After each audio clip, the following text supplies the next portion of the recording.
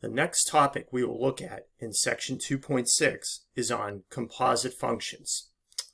So to illustrate this concept, let's say we have a function f of x equals x plus 5.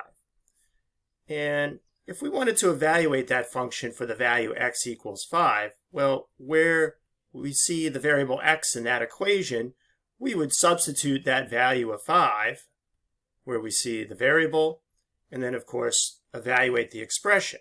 So of course f of 5 would be 10. So when we have the composition of functions, this is f composed with g of x, it's really a substitution exercise. So where we see x in f of x, we substitute another function g of x. So if you understand substitution with this example, if we do a numerical substitution, this is really the same. It is just an algebraic substitution. So again, we're going to substitute g of x into the equation of f. So one thing you should note is as a composition is written, you'll have a letter for the first function and a letter for the second. The second function is what is substituted into the first. That is the order that you see here. Let's look at example 5 from page 306 of the textbook. So they've given us two functions, f of x equals 3x minus 4, g of x equals x squared minus 2x plus 6. So they're going to want two compositions in parts A and B. The first composition is f composed with g. So remember, the second letter, g, is what's going to be substituted into the first, f of x. So I'll initially just write this is f really evaluated at the function g of x. So where I see the x in f of x, which is right here, I'm going to substitute the function g of x. So I'm just going to make that initial substitution, and then we'll evaluate. So g of x now goes where x is in f. And now, of course, we want to distribute across those grouping symbols. And so the final expression will be 3x squared minus 6x. And we'll get a plus 18 minus 4. That will be plus 14.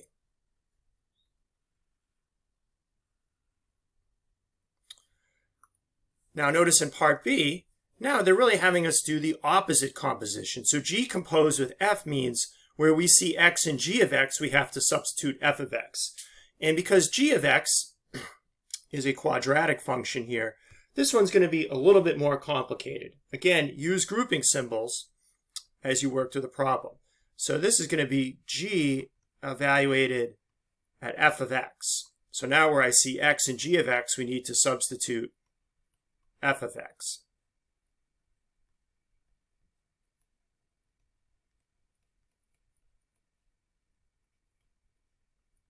So I'll make the initial substitution using grouping symbols, and now carefully follow your order of operations to evaluate the expression. Here, this is a square. We really need to FOIL this term, 3x minus 4. We need to multiply it by itself twice. And then we'll distribute the 2 across the parentheses. So in this problem, we'll get 9x squared minus 24x plus 16. That comes out of the square. And then minus 6x plus 8 plus 6. And now you want to combine like terms. When we do that, we'll get 9x squared minus 30x plus 30.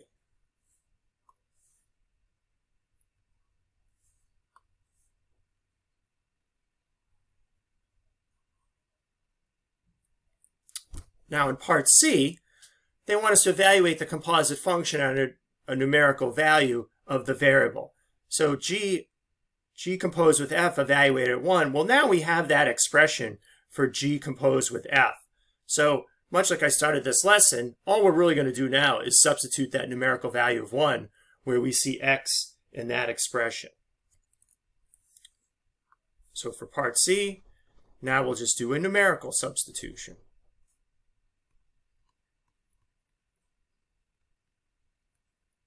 And then, of course, as we evaluate this, eventually, right, we'll get 9 minus 30 plus 30. That will equal 9.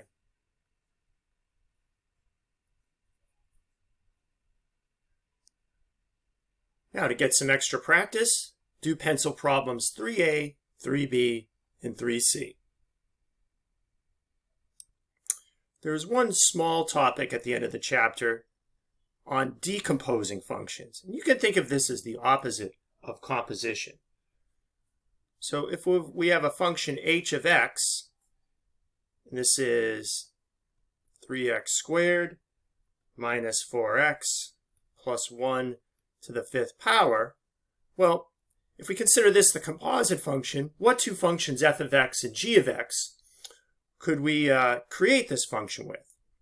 And so if you think of f of x being x to the 5th and g of x being the inner function that you see, 3x squared minus 4x plus 1, well, if we do f composed with g, which would be g of x substituted for x in f of x, then that would give us this resulting expression.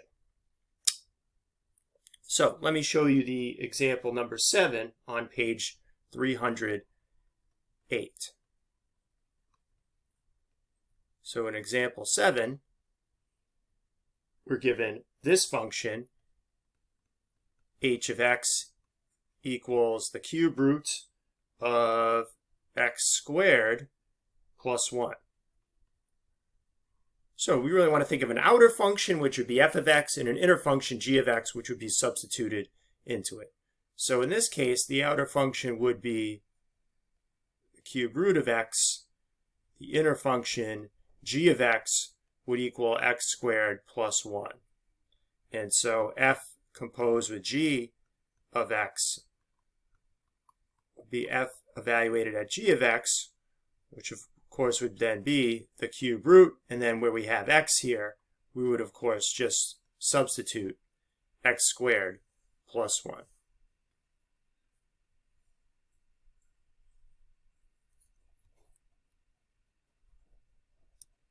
To get extra practice on this concept, now do pencil problem number 5.